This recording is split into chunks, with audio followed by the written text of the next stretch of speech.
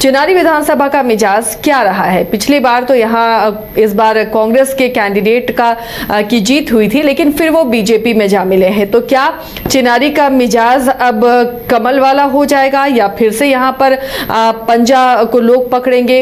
इससे पहले के रिकॉर्ड्स क्या कहते हैं? रंजन जी, चिनारी को स्कैन करते हैं तो चिनारी का मिजाज कैसा रहा है? क्या ये इंडिया ब्लॉक को फेवर करती हुई ये सीट नजर आ रही जब इंडिया ब्लॉक है, या फिर एनडीए को फेवर करती हुई सीट थी और इस बार कमाल हुआ था? देखिए, जब आप चिनारी विधानसभा सीट को देखते हैं तो यहाँ पर बीजेपी को अब तक कोई भी सफलता नहीं मिली है। मतलब बीजेपी चिनारी विधानसभा में कमल अब तक खिला नहीं पाई है। एक चीज ये दिखती है, यहाँ पर लेफ्ट को भी सफलता नहीं मिली, तो यहाँ न राइट न लेफ्ट, यहाँ पर कांग्रेस और सोशलिस्ट के बीच एक मुकाबला होता हुआ पहले के समय में दिखता था।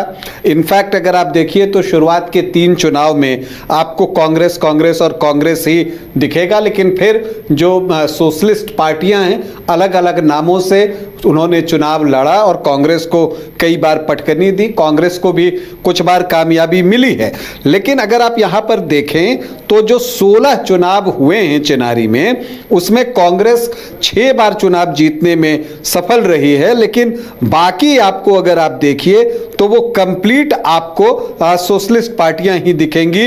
जेडीयू 3 बार, आरजेडी 1 बार, आरएलएम 1 बार, जनता दल 2 बार, जनता पार्टी 1 बार, हिंदुस्तान शोषित दल 1 बार और लोक दल भी 1 बार यहां पर आपको दिखेगा। अब अगर आप इन सीटों पर जो इस सीट पर जो बाकी चीजें हैं, इसके साथ एक चीज आपको और दिखती है कि यहां पर भी बीएसपी का एक इम्पैक्ट रहा है। दरअसल जब सासाराम लोकसभा की 6 विधानसभा सीटों को आप देखें, और इसे आप ऐसे भी कह सकते हैं कि शाहाबाद की सीटों को आप देखें, तो वहां पर जो है बीएसपी का एक प्रभाव, बहुजन समाजवादी पार्टी का एक प्रभाव जो है वो वहां पर दिखता है बहुजन समाज पार्टी का। तो वो इंपैक्ट इस सीट पर भी है। हालांकि चिनारी की चर्चा इन दिनों ज्यादा इसलिए है कि मुरारी प्रसाद गौतम जीते तो थे कांग्रेस के टिकट पर, लेकिन वो बीजेपी में शामिल हो गए हैं और इस बार यहां से चुनाव लड़ना चाहते हैं। लेकिन दिलचस्प यह है कि पिछली बार उनके खिलाफ चुनाव लड़ने वाले ललन पासवान वो भी बीजेपी में ही शामिल हो गए हैं।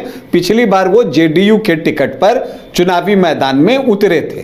तो यहां पर 2 स्ट्रांग कैंडिडेट, क्योंकि ललन पासवान जो हैं वो चिनारी में 3 बार जीत हासिल कर चुके हैं, तो ललन पासवान और मुरारी प्रसाद गौतम इनको भी 2 बार अब तक कामयाबी मिली है। तो दोनों स्ट्रांग कैंडिडेट एक ही पाले में हैं, लेकिन टिकट इन दोनों में से किसी एक को ही मिलेगा। दूसरी तरफ महागठबंधन की तरफ से कई दावेदार हैं, उनमें से किनको टिकट मिलता है यह देखना जो है वो दिलचस्प होगा। वैसे कांग्रेस से रविंदर पासवान हैं, उनका दावा थोड़ा ज्यादा मजबूत जान पड़ता है, ऐसा मुझे दिखता है। इसके अलावा मंगल राम हैं, और एक जो पिछली बार एलजेपी के टिकट पर चुनाव लड़े थे चंद्रशेखर पासवान, वो भी जिस तरह के पोस्ट सोशल मीडिया पर कर रहे हैं, लगता तो यही है कि वो एनडीए फोल्डर से चुनाव लड़ने को इच्छुक नहीं हैं, वो भी महागठबंधन से ही चुनाव लड़ना चाहते हैं, उनके पोस्ट यही बता रहे हैं। इसके अलावा वैसे अगर यहाँ से मनोज कुमार जो है सांसद हैं सासाराम लोकसभा से, चिनारी में भी उन्होंने लीड ली थी, तो यहाँ की जो स्थिति है वो ये है कि कांग्रेस से कौन प्रत्याशी होगा उसमें मनोज कुमार की भूमिका बेहद महत्वपूर्ण होने जा रही है और उनकी पसंद और नापसंद का ख्याल रखा जाएगा। वैसे आरजेडी से शिव कुमार पासवान जो कि पूर्व एमएलए जवाहर पासवान के बेटे हैं, उनकी भी अपनी दावेदारी है, लेकिन बड़ा सवाल यह है कि कांग्रेस अपनी जीती हुई सीट क्या आरजेडी के लिए छोड़ेगा? जो वर्तमान परिस्थिति है उसमें ऐसा लग नहीं रहा है।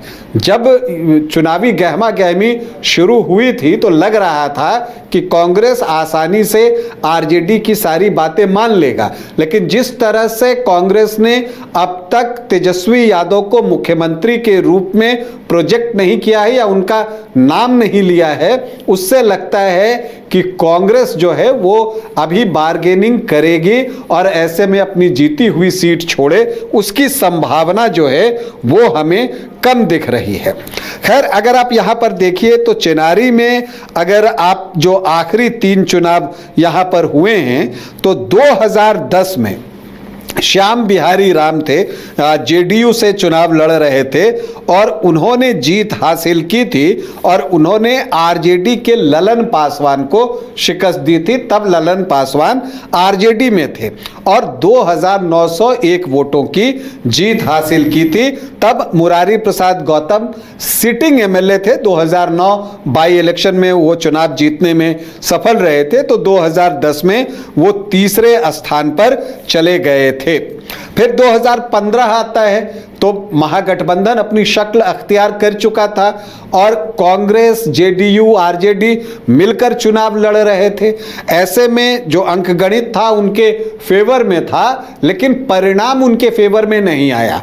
यहां से मंगल राम जो हैं वो कांग्रेस के टिकट पर चुनावी मैदान में उतरे और जो पिछला चुनाव ललन पासवान आरजेडी के टिकट पर लड़े थे, उन्होंने पाला बदला और वो उपेंद्र कुशवाहा की पार्टी आरएलएसपी से चुनावी मैदान में उतर गए। और यहां कमोबेश आप देखिए तो आमने सामने का मुकाबला हुआ, जिसमें ललन पासवान को 68,000 से ज्यादा वोट आए तो मंगल राम को 58,000 से ज्यादा हार जीत का मार्जिन रहा, 9,781 वोट। फिर 2020 आता है, कांग्रेस जो है अपने पुराने विधायक मुरारी प्रसाद गौतम को टिकट देती है और इन सब के बीच ललन पासवान जो हैं वो आरएलएसपी से जेडीयू में आ चुके थे। अब वो जेडीयू के प्रत्याशी थे, तो ललन पासवान के साथ भी यह दिलचस्प था कि वो 2010 आरजेडी से लड़े, 15 आरएलएसपी से लड़े, विधायक बने। 2020 में वो जेडीयू के टिकट पर यहां चुनावी मैदान में उतरे। अब जहां जेडीयू वहां एलजेपी, 2020 की यही कहानी थी। तो चंद्रशेखर पासवान यहां एलजेपी के टिकट पर चुनावी मैदान में उतरे। बीएसपी ने भी अपना प्रत्याशी दिया श्याम बिहारी राम को। तो एक चतुष्कोणीय मुकाबला यहां पर होता है और मुरारी प्रसाद गौतम 71,701 वोट लाकर 18,003 वोटों से ललन पासवान को शिकस्त देते हैं। तो हार जीत का मार्जिन 18,003 वोटों का और एलजेपी के चंद्रशेखर पासवान को आते हैं 18,074 वोट। तो अगर वहां एनडीए होता, जेडीयू एलजेपी साथ लड़ रहे होते तो कुछ वोटों की बढ़त जो है वो जेडीयू के पास होती, लेकिन ऐसा था नहीं। तो अब इस बार क्या होगा, चूंकि लोकसभा के चुनाव में मनोज कुमार ही यहां से लीड लेने में सफल रहे हैं, तो अब जो दावेदार हैं उनके बारे में मैंने आपको शुरू में बताया। तो ऐसे में अगर आप देखें तो यहां का जो चुनावी समीकरण है वो बहुत दिलचस्प हो गया है। मुरारी प्रसाद गौतम अब बीजेपी की तरफ से दावेदारी करते हुए दिख रहे हैं। वो आपको पूर्व मंत्री भी हैं। जब महागठबंधन की सरकार बनी थी आरजेडी जेडीयू की, तब वो उस सरकार में मंत्री भी बने थे, लेकिन अब वो बीजेपी में हैं। यहाँ का अगर आप जातीय समीकरण देखें तो अनुसूचित जाति जो हैं वो 22.16% हैं। यहाँ पर अनुसूचित जनजाति 4.87% हैं, मुस्लिम 9.5% हैं और यादव 9 से 10% हैं। तो जो एमवाई है वो 19 से 20% के आसपास का दिखता है। राजपूत 8 से 8.5% और ब्राह्मण 10 से 12% के बीच में हैं। तो सामान्य जाति के वोटर 18 से 20% हैं। कुशवाहा 12 से 13% और कुर्मी 5 से 5.5%। तो 17.5 से 18% ये वोट हुए। वैश्य यहाँ 9 से 10% हैं, तो जो जातियां परंपरागत रूप से एनडीए को वोट करती हैं वो 45-46% के आसपास पहुंचते हैं। लेकिन यहां पर जब आप देखती हैं कि कांग्रेस बेहतर कर रही है, तो क्यों कर रही है? इसलिए कर रही है कि जो एससी वोटर्स हैं 22.16%, चूंकि अनुसूचित जाति भी ब्लॉक में वोट करते हैं, तो रविदास समाज के वोटर्स यहाँ 10-11% के आसपास हैं। और रविदास समाज आमतौर पर ट्रेडिशनली जो है वो आपको महागठबंधन को वोट करता रहा है, तो इसका एडवांटेज जो है यहाँ कांग्रेस उठाती रही है और उसका लाभ उसको मिलता है, plus other OBC EBC vote में भी उसका एक हिस्सा यहाँ पर है।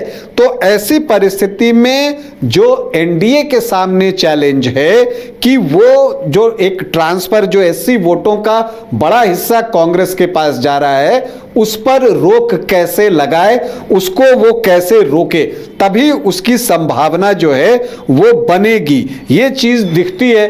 प्लस आपको एक और बात यहां पर देखनी होगी कि जनसुराज का प्रत्याशी यहां पर कौन हो सकता है। और एक जो सबसे महत्वपूर्ण सवाल है कि चिनारी में पिछली बार जेडीयू चुनाव लड़ रहा था, अब चूंकि मुरारी प्रसाद गौतम भी बीजेपी में, ललन पासवान जेडीयू प्रत्याशी पिछली बार के वो भी बीजेपी में, तो क्या जेडीयू अपना दावा यहां छोड़ेगा, ये देखना दिलचस्प होगा। हालांकि एक बात जो दिखती है कि जमा खान जो बीएसपी के टिकट पर पिछली बार चैनपुर से जीते थे, वो अब जेडीयू में हैं और चैनपुर सीट से बीजेपी चुनाव लड़ती रही है। तो ये हो सकता है कि चैनपुर और चिनारी में दोनों दल एक्सचेंज कर लें, मतलब चिनारी बीजेपी लड़ जाए और चैनपुर जो है वो जेडीयू लड़ जाए, जमा खान जो है जो मंत्री हैं वो वहां से चुनाव लड़ सकते हैं, ऐसा दिखता है। लेकिन चिनारी में एक रोचक मुकाबला होने की उम्मीद है, क्योंकि जैसा मैंने कहा पिछली बार भी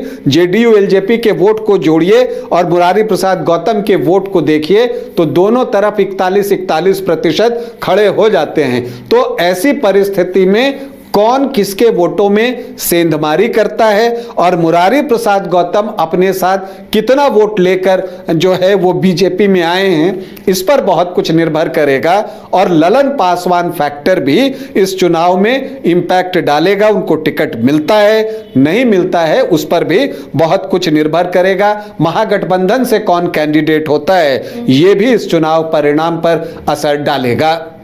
तो ये चिनारी की जंग थी जो इस बार काफी दिलचस्प बनती हुई नजर आ रही है। अब जनता को तय करना है कि उसका कैंडिडेट कौन होगा जो उस इलाके का विकास करेगा।